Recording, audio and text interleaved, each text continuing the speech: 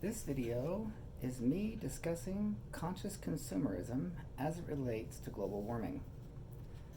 I am going to read a summarization I did of an article from the New York Times that was published on August 9th, 2021, just a few days ago. And the title is, "A Hotter Future is Certain, Climate Panel Warns, but How Hot is Up to Us."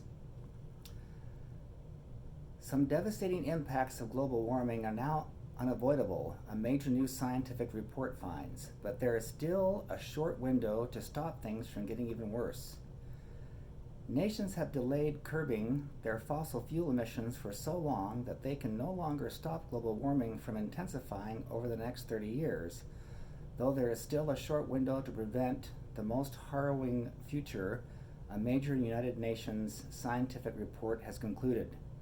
The report, approved by 195 governments and based on more than 14,000 studies, is the most comprehensive summary to date of the physical science of climate change. The new report is part of the sixth major assessment of climate science from the Intergovernmental Panel on Climate Change, which was created in 1988. A second report, set to be released in 2022, will detail how climate change might affect aspects of human society, such as coastal cities, farms, or healthcare systems. A third report, also expected next year, will explore more fully strategies to reduce greenhouse gas emissions and halt global warming. So this then is how I use conscious consumerism to live with respect to the planet upon which I live. I only eat plant-based foods, which means that I am vegan. I also try to buy minimally processed natural foods as well as organically grown, fair trade, rainforest safe, and non-GMO products. I also try to buy local products as much as possible. I try to buy 100% recycled paper products, including toilet paper, facial tissues, and paper towels. I try to buy natural personal care products such as oral hygiene products, as well as organic shampoo, conditioner, organic soaps, and natural cleaning products wherever possible. I buy 100% clean electricity for my apartment and rechargeable batteries for my devices that can use rechargeable batteries. I travel by walking, which is exercise for me, although that limits how far I can travel by walking. I keep up with politics in order to stay more informed as a voter, and I make sure that I vote in every election, including special elections. I also keep up with the news in order to stay more informed as a citizen, and I subscribe to news organizations that I can afford given my budget. I budget very carefully so that I know where every penny is going, and I track what I save when I spend money, such as store discounts and coupons, as well as other discounts, so that I can spend that money on other things. So what I do is I have this monthly budget, and this outlines how much I've got to spend each month that I design, and I adjust it as bills go up and down as a kind of an overall guide. Then, during the month, I track every single purchase that I make, and including paying bills. And then I also track how much I save. Like, say, for example, this month, on one of my monthly subscriptions, I'm saving $2.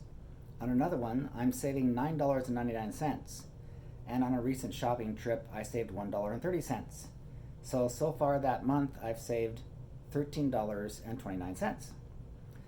And I do this because in the past, when I've gone shopping, because I'm HIV positive with full-blown AIDS, and so I'm on Social Security disability insurance, and I don't have a lot of money, and I have to budget very carefully. So when I went grocery shopping, I would always try to buy things that were on sale that I needed to get. And I couldn't figure out why at the end of the month I never had any money left over. Then it dawned on me that I was buying more products, given that I was buying things on sale. I just wasn't tracking how much I was saving. So that's why I decided to start tracking how much I was saving. And this is part of me budgeting very carefully so that I can afford to buy these products that I'm buying, because being vegan is not cheap. And so now when I go to stores, I record how much they put on their receipt if there's any kind of discount that they say, oh, you save this much on coupons or you save this much on store discounts.